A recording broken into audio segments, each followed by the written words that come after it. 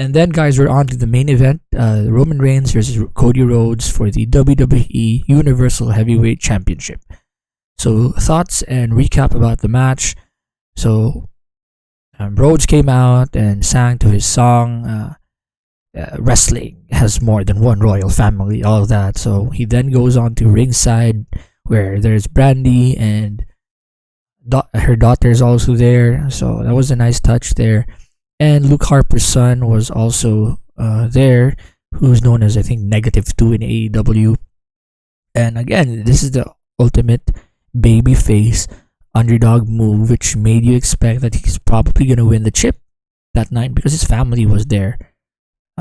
And then, of course, his song is so over because people like the whoa, all that. So he whenever that line in the song came on, the crowd was so into it. And they were into it because I think they were really ready to see Rhodes win the big chip. And then Roman Reigns came out with his entrance, and he was out there with Solo Sikoa and Paul Heyman. And, his entrance was preceded by 6 big organ pianos there, playing the, I think, introduction of his song, the Tribal Chief song. So the pianos were not so clear, and I think there was no added value for them to be there except just spend money and just show the extravagance of Wrestlemania. So didn't need to be there, but it was there nonetheless. So during their intros again, crowd was so into it, and there was a big fight feel to it because leading into this, Cody Rhodes story has been so well built, or built up so well. And the Bloodline story, as you know, it's been what's keeping WWE programming alive probably in the past 2 years, because it's been so compelling and you don't know what to expect. As for the match, it started off slow and as expected, because they wanted to milk the crowd before they actually locked up, right? And again, I have to say that Roman Reigns has so good facial expressions. They're just on point. He knows how to evoke the emotions of the match as they are happening. So that was nice. And when they eventually locked up, Cody started to heat up. And when Cody started to heat up, Roman did heel things by rolling out of the ropes and being a smartass and playing to the crowd. Of course, that got boost from the crowd, which was the appropriate thing to do, because again, they're trying to milk the crowd before they actually get into their back and forth. Then eventually Roman gets back into the ring, gets heat on Rhodes, hits him with a lot of shots. Rhodes tried multiple comebacks but was followed by Reigns. Again, classic heel babyface interactions there. And then at some point in the middle of the match, they went to the floor, to the ramp, and Reigns slammed Cody into the ramp of the WrestleMania ramp. And then Cody finally makes his comeback, and again they fought ringside for a while. Now, while it seemed like Cody was gaining momentum, again Solo comes out with the steel chair while the ref was checking on Roman Reigns, and he hit Cody Rhodes with the steel chair. For me, that interference kind of took away from the match, because again, I understand that the Bloodline, they're a heel group, but I guess personally and selfishly, I just wanted to see a one-on-one babyface versus heel match without any interference. But probably it wouldn't be a heel match with a heel doing heel things without with interference, right? So I guess so, but I didn't like it. I didn't like the interference there. And then eventually Solo trips up Cody Rhodes when Rhodes was on the ropes. So this was the second time that he interfered in the match. Again, the official, for me, this was a bad spot, because clearly the official saw that, but when he started to see that, his head turned away and turned a blind eye, if you will. And from there on, he should have been thrown out. It was a kind of sloppy at that point. And then Reigns cleared out the announce tables on ringside, and he attempted a powerbomb, but Rhodes was able to reverse it into a backdrop. And again, at this point, the referees count was low, so these competitors were burying the referees because they wanted all. I guess Rhodes and Reigns wanted all their shit done outside, and if the referee made a true 10 count, both of them would have been counted out, right? So again, referee not making the count buries the referee, and it was a sad thing to see at this point, right? And of course, things were able to pick up because Rhodes did a suicide dive to Reigns on the barricade onto ringside, and eventually Solo interfered again for the third time, this time with a belt slap. Now the referee didn't see the belt slap, but the referee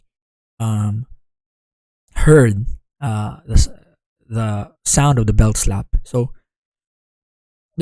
this prompted the referee to kick out Solo from the match, which was this interference at least was done well, but it was one interference too much for me, right?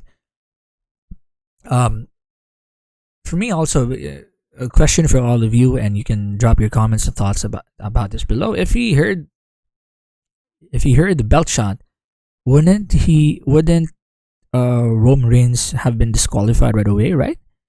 Because of the belt shot. Let me know, guys, if your comments down below about that. Again, now for me, that was although it was well executed, I think Roman Reigns should have been disqualified right then and there, right? And then eventually Reigns tries to get the belt, which Solo used to slap Rhodes, and the ref tries to take it away from him. While that's happening, Cody sees his opening and hits Reigns with a super kick, and then hits Reigns with a crossroads. But Roman Reigns then kicks out. Thereafter Reigns hit Cody Rhodes with a jawbreaker, then a Uranagi or rock bottom, but Rhodes kicked out. Then Reigns attempted his Superman punch, but it was countered into a pedigree by Rhodes. Again, another kick out by Reigns. These were great false finishes here.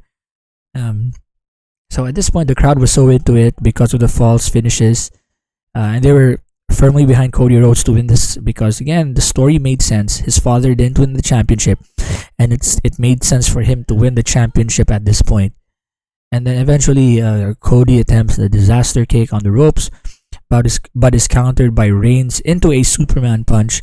And then again, Rhodes kicks out. This is awesome chance breakout. Then Reigns goes for a spear, but it was reversed into a rolling pin by Rhodes. Rhodes then hits Reigns with a figure four, and Reigns made great facial expressions as if he were gonna tap out. But Reigns then turns over the figure four and turns over the pressure to Rhodes, but Rhodes grabs the rope, and then a spear by Reigns, another kick out by Cody Rhodes. And here at this point, Reigns' facial expressions again were on point because if you notice at the start of the match, he was so confident, and as the match gradually progressed, you could see that doubt creeping in his face, and it was very clear from his facial expressions. And again, I have to say, Roman Reigns has come a long way from a lost guy with puppy dog eyes when every time he came out didn't know what he was doing, was incorrectly pushed babyface in his early years, to this Roman Reigns who's full of confidence, who knows how to use his emotions and play to the crowd, and knows how to evoke the appropriate emotion for the match. He did a really good job here, and you could see in his face, he was shaking his head. His eyes were not as sure as they were compared to at the start of the match, and it made for really great TV and made for really great ring psychology. And he didn't have to do 100 moves just to get the point across, which is for me, this is the epitome of how wrestling should be, right? A good mix of wrestling moves and ring psychology. Not all wrestling moves, because wrestling is not about all wrestling moves, ironically, right? So eventually Reigns got more heat on Rhodes and signals it's over. He does the shaking of his head like it's over, slow shaking, and then he puts the guillotine on Rhodes, which is one of his submission finishers.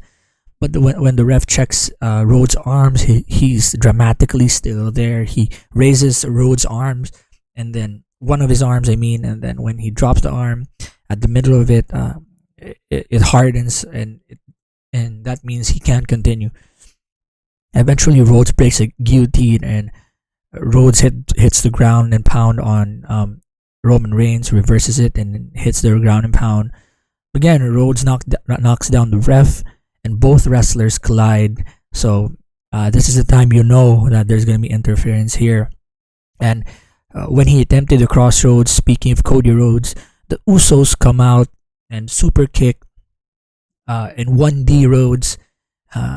However, to the rescue of Rhodes, here comes Sami Zayn and Kevin Owens, who, again, Cody Rhodes was a big part in mending their relationship. Speaking of Sami Zayn and Kevin Owens, so they went there and came out to take care of the Usos, and then when they did that, they went back into the ring. Speaking of Sami Zayn and Sami Zayn and Kevin Owens, and they hit a stunner on Reigns and a Helluva kick on Roman Reigns as well. So for this part of the match, again, they were baby faces, and I know they wanted to get a pop out of KO and Sami Zayn, but I think it was weird for baby faces to interfere physically with the competitors in the match. I mean, them fending off the Usos, I think, was okay, because that's usual when you have a babyface who needs help. But for them to physically hurt Reigns during the match, it kind of took away from their purpose there, right? So I didn't like that part.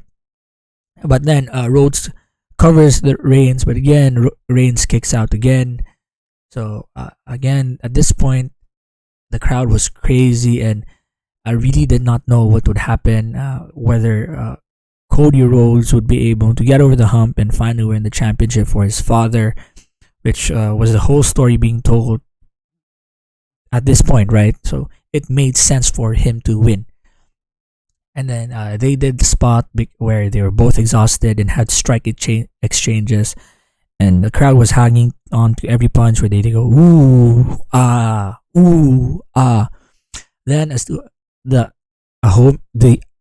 homage to the American Dream, Dusty Rhodes, Cody Rhodes hits Roman Reigns with a bionic elbow, and at this point I thought to myself, by God, Cody Rhodes is gonna do it. But then he attempted his patented three successive crossroads, but much to my distraught, Solo Sikoa returns after being kicked out previously, and Solo spikes Rhodes, and then Reigns hits Rhodes with the spear. He covers Cody Rhodes, and then of course conveniently the referee's up, and 1, 2, 3. There you have it. Roman Reigns retains. My thoughts about the match. It was a good match from start until the finish, but I think the finish for me was one of the stupidest finishes I've ever seen. Right?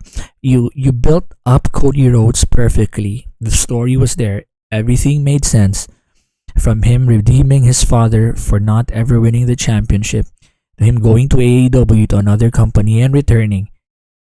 And he had been so good in his promos and his in-ring work, and it seemed like everything was going his way. And WWE did the switcheroony, and sometimes the switcheroony bait and switch, it does wonders for stories. But I just think this was not the proper time to do that here, because when Reigns won, just the energy of the crowd was like, it was vacuumed.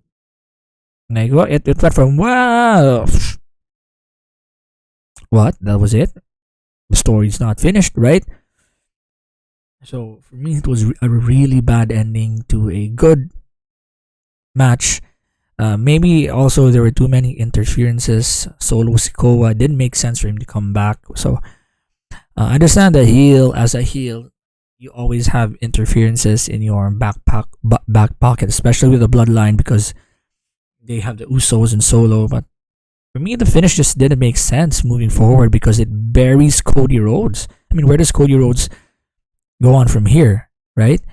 Yes, he will try to. Maybe he can win the um championship at whatever the next pay per view is, WrestleMania Backlash. But the championship would not mean as much because he didn't win it the biggest show of them all, the Showcase of the Immortals, WrestleMania, right?